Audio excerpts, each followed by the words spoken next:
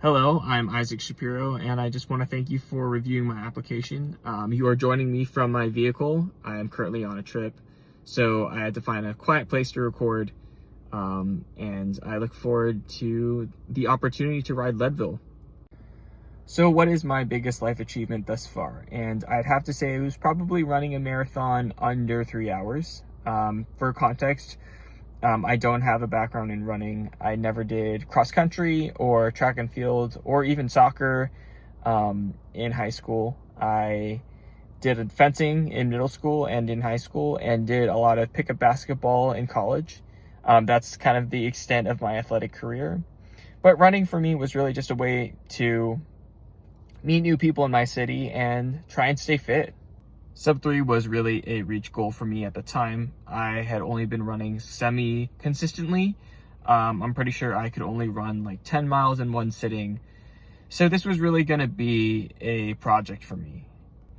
So leading up to my first marathon in 2024, I was dealing with a lot of setbacks.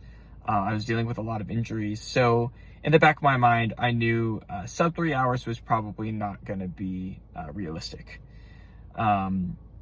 I figured I'd just use it as an opportunity to set a baseline time for myself and then work from there. So needless to say, I did not finish sub 3 that first marathon, and I really had to go back to the drawing board and make an even more taxing and more rigorous training plan for my second marathon that I had signed up for the fall of 2024.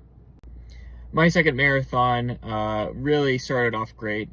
I felt like I was really in good shape to finish around the 2 hour and 55 minute mark until I hit mile 16 and I threw up. I was having gut issues. I was cramping, and I really felt like the pace was dropping off, which it did, and I wanted to give up. And that was rough because I really felt like that sub 3 hour goal of mine was slipping away. During this race, I wanted to give up. I even contemplated asking a police officer to give me a ride back to the starting line and just, give up. But one thing that I love to prove to myself over and over is that I can do hard things, I can overcome, and that yes, this pain is bad, but it is temporary, and that if I put my head down and grind, I can, find success. I ended up actually finding success and finishing sub 3. I finished like in 2 hours and 59 minutes. But, the thing is, I may not be the most athletic or the most gifted, but I can execute. And I know deep down that I will do whatever it takes to find success. And I think that will translate perfectly to Leadville because I know it's going to get tough. I know it's going to get painful, and things are going to feel uncomfortable. But I think I can prove to myself time and time again that when it gets uncomfortable and when things start to hurt, that's actually when I can lock in and really find another gear. While I'm absolutely stoked and proud of the fact that I was able to run a sub 3 hour marathon, I think this accomplishment really was more so a celebration of seeing a goal through, finishing something that I started, and overcoming.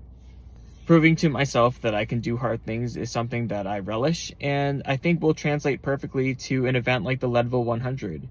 I think also being able to do it with a bunch of like-minded people would be an amazing opportunity and would make memories for a lifetime.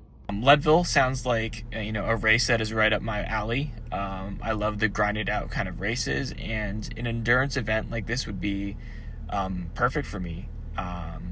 I've never ridden 100 miles before, let alone 100 miles off-road or at altitude. So I absolutely am going to be challenged, but I know that with the proper training and coaching, I will have all the preparation needed to smash the course. And just like, it is with the sub 3 hour marathon, it seemed impossible at first. I'd like to apply that same mentality and preparation toward Leadville and find success on race day. So what is currently stopping me from finishing Leadville? I can think of two things off the bat. The first is altitude. I've never done any racing or training at altitude before, so this is going to be a bit of an adjustment, but I'm not too worried about that. I know that the training plan is going to factor that in, and I'm excited to get after it. The second thing is bike handling. I've never ridden a mountain bike before, and if I have, it's only been for a couple minutes.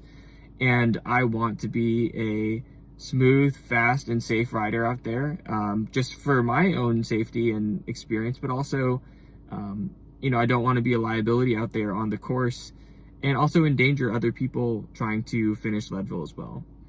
So those are the two things, and I'm really excited to have the opportunity to do Leadville.